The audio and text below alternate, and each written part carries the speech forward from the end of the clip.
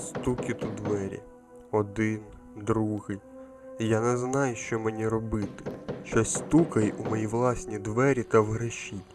Це різні голоси. Одночасно лунають звуки тварин та крики людей. Я вже годину сиджу у під'їзді і не знаю, хто або що знаходиться у моїй квартирі.